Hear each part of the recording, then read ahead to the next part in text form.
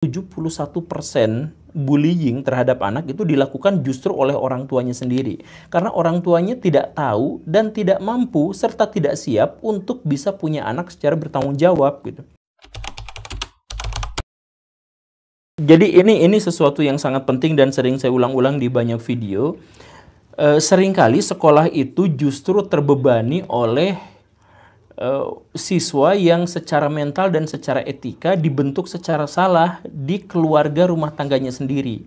Jadi misalkan guru di zaman sekarang itu punya kesulitan ketika guru itu dituntut untuk kalau misalkan menyelenggarakan pendidikan di kelas itu harus berbasis pada siswa, berorientasi pada siswa gitu kan, melibatkan siswa. Tapi pas pelajaran di sekolah itu dilaksanakan, guru mau ngomong, ayo kita pusatkan pada siswa, siswanya nggak mau, siswanya diem, hening, tidak berinisiatif, ditanya aja diem, diminta pendapat juga tidak mau. Nah, kenapa seperti itu? Ternyata karena di rumahnya anak itu tidak mendapatkan pendidikan mental dan etika yang memadai dari orang tuanya.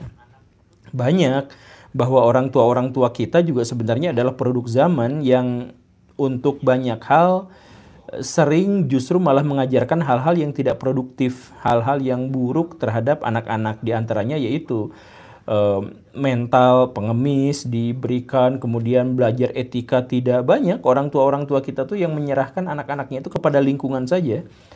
Saya di dekat tempat tinggal saya itu kalau saya jalan-jalan ke sekeliling rumah kemudian menemukan anak-anak, itu banyak anak-anak yang ngomongnya kasarnya luar biasa. Karena apa? Ya karena orang tua justru malah memberikan beban pendidikan itu kepada teman-temannya, kepada lingkungannya tanpa memberikan sekat yang memadai dan peraturan-peraturan yang justru harusnya ditanamkan di keluarganya. Gitu. Jadi gimana nih supaya ngebangun keluarga dengan suasana yang nyaman, terus si anak juga bisa nyaman sama orang tuanya, jadi dia bisa lebih bisa mengekspresikan dirinya gitu di sekolah. Gimana membangun Jadi kan pendidikan di rumah? Di rumah, agar dia di sekolah itu. Iya, ini panjang sih ini mah kalau misalkan ngebahas itu mah. Itu mah. Singkat, Pak. Iya, tapi singkatnya adalah buat ini tolong diperhatikan ya. Kalau mau di-cut juga nggak apa-apa. Pendidikan itu adalah sebuah bidang yang tidak mungkin dipisahkan dari bidang yang lain.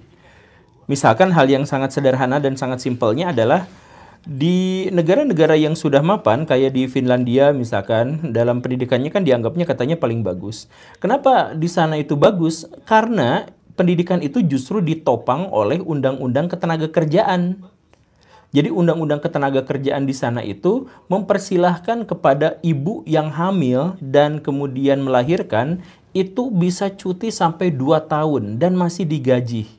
Nah, dampaknya apa? Dampak dari undang-undang itu diantaranya adalah si ibu ternyata memiliki waktu yang cukup tanpa merasa khawatir kekurangan penghasilan untuk bisa membesarkan anak-anaknya secara alamiah. Akhirnya apa? Anak-anak yang dibesarkan dengan penuh perhatian dan dibesarkan tanpa rasa takut kehilangan uang dari orang tuanya itu, maka menghasilkan anak-anak yang berkualitas. Ketika si anak itu masuk ke kelas, ketika anak itu masuk ke sekolah, ternyata si anak itu juga sudah sangat siap untuk belajar. Kenapa? Karena di lingkungan rumahnya sendiri, bahkan orang tua sudah memberikan perhatian yang cukup. Kenapa orang tua memberikan perhatian yang cukup? Karena ternyata ibu dan ayahnya juga bahkan dipersilahkan untuk membesarkan anak secara alamiah.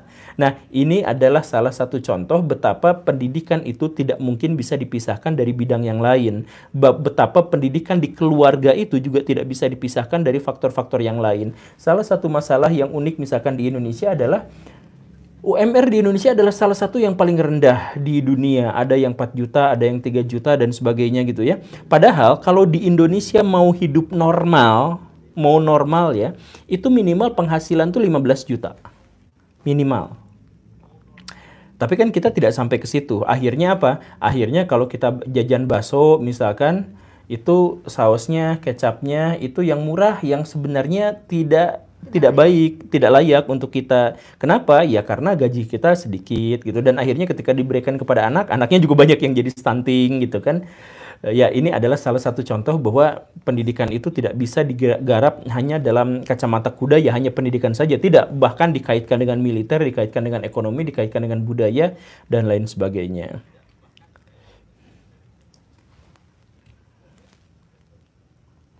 Nah, terus kalau misalkan dikaitkan sama keluarga tadi, ini ada usulan nih dari Azhar Harahap. Gimana misalkan apa ini? Gimana misalkan kalau di Indonesia tuh orang tua tuh ada sertifikatnya gitu? Enggak lah, enggak, orang tua enggak harus sertifikat, tapi orang tua itu harus sering untuk parenting, orang tua itu harus sering baca buku, orang tua itu harus sering update berita-berita di internet dan lain sebagainya. Ini juga adalah salah satu tema yang sering saya kemukakan, bahwa di Indonesia itu orang-orang tuh rajin banget dan memiliki kemampuan yang luar biasa untuk melakukan reproduksi. Tetapi banyak di antara mereka yang tidak sanggup untuk bertanggung jawab atas konsekuensi dari reproduksi itu. Oh ini mana wajah Pak Guru? Istrinya tuh lihat. Nah, udah. Nah jadi balik lagi tadi teh sampai di mana sih? Apa dia? Lupa. Tadi tuh pertanyaannya apa sih? Apakah orang tua di Indonesia Oh iya, orang tua butuh punya sertifikat atau tidak? Ya jangan, cuman orang tua itu harus upgrade. Saya kemarin waktu ngisi seminar di salah satu sekolah, itu saya minta kepada jajaran sekolah, terutama kepala sekolahnya, minta kalau mungkin ada sebulan sekali itu parenting untuk orang tua siswa. Selain untuk mengikat silaturahmi antara orang tua dengan siswa, tapi si orang tua juga harus mendapatkan pengetahuan yang memadai bagaimana caranya mendidik anak. KPAI pernah mengeluarkan sebuah data yang cukup mengerikan bahwa 71% bullying terhadap anak itu dilakukan justru oleh orang tuanya sendiri. Karena orang tuanya tidak tahu dan tidak mampu serta tidak siap untuk bisa punya anak secara bertanggung jawab gitu. Orang tua di Indonesia itu ketika dia gadis, ketika dia perjaka, dia mikirnya soal pacaran. Ketika sudah mau menikah, dia mikirnya soal resepsi.